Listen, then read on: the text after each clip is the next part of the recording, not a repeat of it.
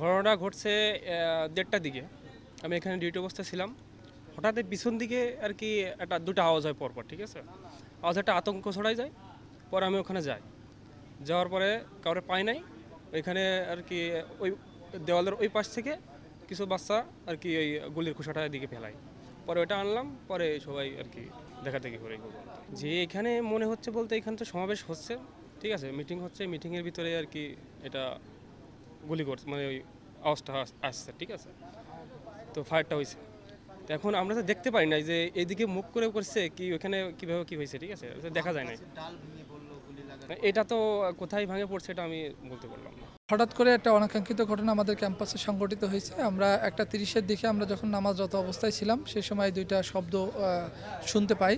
তৎপ্রেক্ষিতে আমরা মনে করছি হয়তো অন্য শব্দ হতে পারে, কিন্তু পরবর্তীতে নামাজ শেষ করার পরে আমরা দেখতে পাই যে আমাদের ক্যাম্পাসের মধ্যে যে গুলি করছে সেই গুলির একটা খোসা আমরা দেখতে পাই, এবং তৎপ্রেক্ষিতে আমরা জেলা প্রশাসন এবং পুলিশ প্রশাসনকে এই বিষয়ে অবহিত করা হয়েছে, এবং তারা পুলিশ প্রশাসন এটা সরজমিনে পরিদর্শন করছে এবং তারা এই বিষয়ে ইনভেস্টিগেশন করছে। করার পরে আসলে আসল ঘটনা জানতে পারবো আসলে। আমরা আসলে এটা ইতিপূর্বে কখনো ঘটি নাই, হঠাৎ করে কেন ঘটলো এটা আসলে তদন্ত করে একটা ব্যবস্থা নেওয়া উচিত। আমাদের এরকম হুমকি হওয়ার সম্ভাবনা নেই, এবং ঠিকাদারের কাজে রিলেটেড হয়তো এই ঘটনা ঘটে নেই, অন্য কোনো ঘটনা ঘটতে পারে। ইতিপূর্বে আমাদের এখানে একটা সমাবেশ চলতেছিল, সিবিএ যেটা বলে, সেটার অনুষ্ঠান চলাকালীন সময় আসলে এই ধরনের ঘটনা ঘটছে না। আমাদের টেন্ডার আসলে ম্যানুয়াল না, সবগুলো ইজিপিতে, সেক্ষেত্রে এটা ম্যানুয়ালি কখনো সম্ভব না। আর ইজিপিতে হলে আমরা ইজিপিতে ওপেন করি না। আমরা কী কারণে হয়েছে আসলে এটা আমরা ধারণাই করতে পারছি না, কারণ হঠাৎ করে ইতিপূর্বে কখনো হয়নি পানি উন্নয়ন বোর্ডে, হঠাৎ করে কেন হলো এটা আসলে তদন্ত করে দেখা উচিত। না, আতঙ্ক তো একটু ভয়ে আছি, যেহেতু এই ধরনের ঘটনা ইতিপূর্বে ঘটেনি। এটা আমরা পুলিশ প্রশাসন এবং জেলা প্রশাসনকে জানাইছি, এবং তারা এটা ইনভেস্টিগেশন করছে। পরবর্তীতে যদি কোনো আমাদের পক্ষ থেকে পদক্ষেপ নেওয়া দরকার হয় তা আমরা তো পদক্ষেপ করব। আমাদের প্রোগ্রামটা শ্রমিক কর্মচারীদের একটা সমাবেশ চলতেছিল।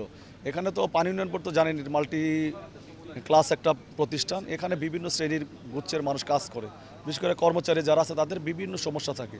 এই সমস্যাগুলো নিয়ে পরবর্তীতে পরিস্থিতিতে এখন বাংলাদেশের এই পরিস্থিতিতে এখানে তাদের কী কী সমস্যা আছে সেই সমস্যাগুলো আমরা শুনতে আসছি।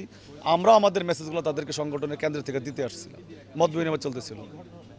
ঘটনা তো জানি না, আমরা নামাজের তখন বিরতি চলতেছিল, আজান দিচ্ছিল, নামাজ পড়ছিল, ওই টাইমে দুইটা গুলির শব্দ এখানে হয়েছে আর কি।